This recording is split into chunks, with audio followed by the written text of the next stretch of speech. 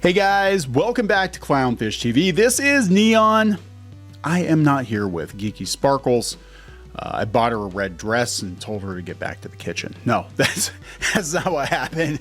Yeah, her name's no longer Geeky. It's of Kneon now. No, we're gonna talk about. She's actually out with her family today. It's no big deal. We're gonna talk about Hasbro. Hasbro's getting sued. Hasbro's getting sued by investors. It's a class action lawsuit because apparently they lied. And could this have something to do with all those magic cards that were in a landfill? I don't know, but there's some weird stuff going on with Hasbro.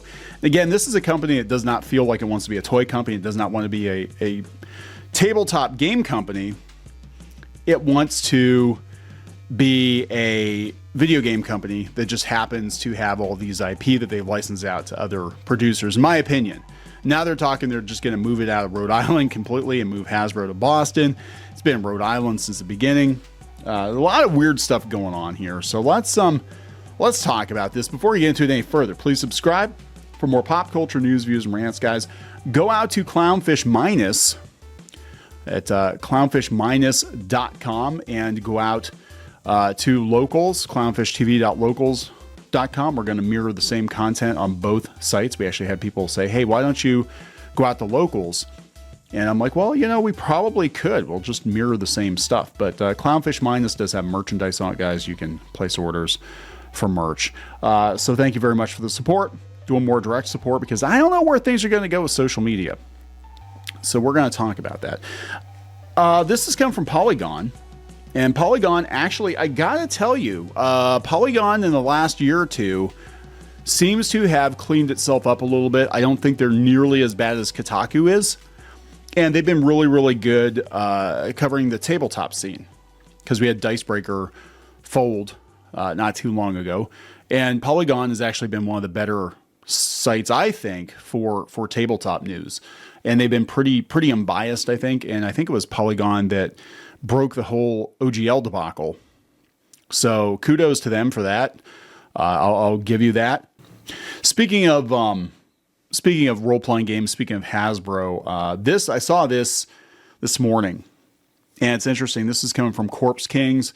This guy co-created one of the most important games of all time, but you hardly ever hear about him from the current IP holders. I wonder why that is. That would be Gary Gygax. And I can tell you why Gary Gygax doesn't get name checked very often. It's because he was openly conservative. Now, he wasn't like a flag-waving Republican or anything, but my understanding is he was libertarian. He was somewhat religious, which is ironic given that D&D was attacked by the Christian right back in the day.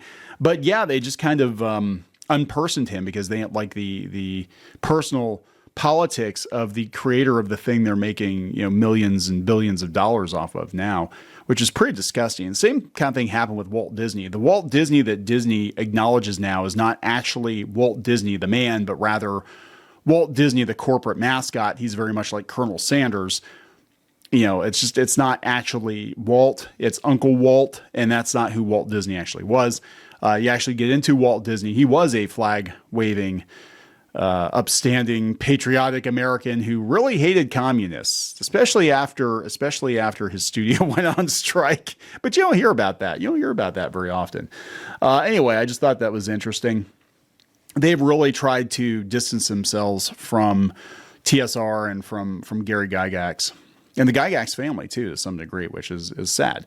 Anyway, this has come from Polygon. Hasbro sued an investor suit for allegedly lying about overpurchased inventory after pandemic demand. Hasbro allegedly misrepresented and concealed the extent of its inventory buildup.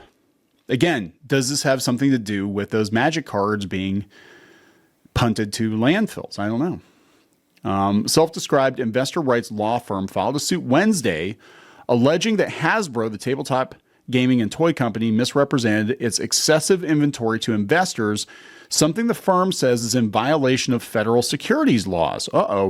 Polygon reached out to Hasbro for comment. We have not heard back. You probably won't. So here's a law firm. It's Bernstein, Lidowitz, Berger, and Grossman.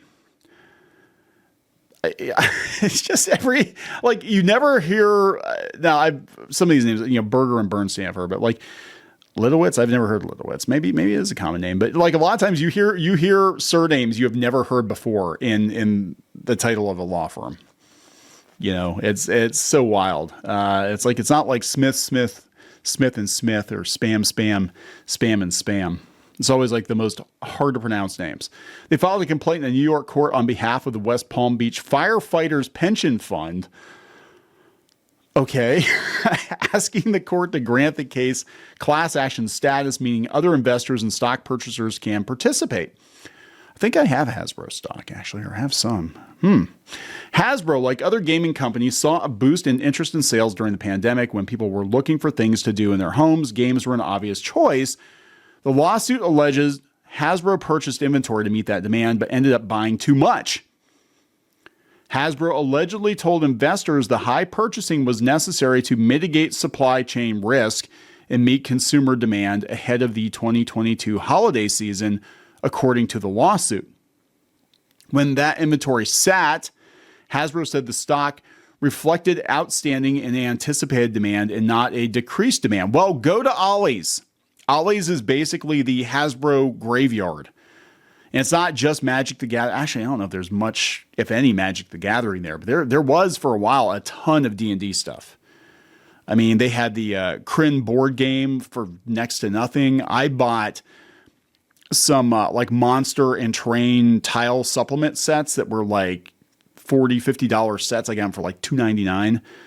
I got the Kryn board game for $10. You know, I bought a bunch of stuff there, and they have like walls of it. And plus the action figures, the animated and the movie action figures, they had tons of that stuff there. The lawsuit alleges that Hasbro was intentionally misleading investors and knew it over-purchased inventory to an extent that significantly outpaced customer demand. The timeline makes sense. 2022 is when the world started opening up more broadly and people were eager to go out of their houses. Hasbro announced in 2023 in a preview of its 2022 financial report that revenue was down due to poor sales in the toy market. To mitigate the loss, it laid off 15% of its staff. Despite that, Hasbro allegedly continued to tell investors it didn't have an inventory problem. In October of 2023, an investor asked about Hasbro stock, to which Hasbro Chief Operating Officer Gina Getter said Hasbro was spending $50 million to move and market inventory and as an obsolescence cost, which is corporate speak for outdated, devalued inventory. Ollie's. They sent all the shit to Ollie's. That's what happened. And it still sits there. And it's not just D&D. It's not just Magic. It's piles and piles and piles of Star Wars. That new-ish Star Wars Disney Junior show, is it Young Jedi Adventures or whatever they're calling it? There's a whole freaking end cap full of that crap. There's just piles of Hasbro stuff. Like, they're making this stuff and nobody's buying it. Right? This is probably why they're outsourcing their toys to different companies. Playmates is going to be making Power Rangers. And that was one of the things that I don't think they ever really had a problem moving Power Rangers, because lately they've been leaning into Mighty Morphin and the classic series, but like, it's not good, right? The only thing they have that seems to consistently sell that I can see, G.I. Joe Classified and Transformers. They're not even making My Little Pony themselves anymore. They have Basic Fun making My Little Pony. But G.I. Joe and Transformers seem to do okay. And I think eventually, I'm going to be honest, I think Hasbro will just outsource Transformers and G.I. Joe too. Because they could easily outsource all their G.I. Joe to Super 7. They're already making G.I. Joe figures. And the Transformers, there's so many third-party companies out there. I mean, they could even get, what was it, 5-2 Toys, the Beast Box people. They could make Transformers. They could probably make better Transformers than Hasbro's making. Right? So it's not looking too good. They said because of all this, especially the October 2023 financial disclosures, stock prices declined and investors lost money, the lawsuit alleges, to the tune of $831 million in shareholder value.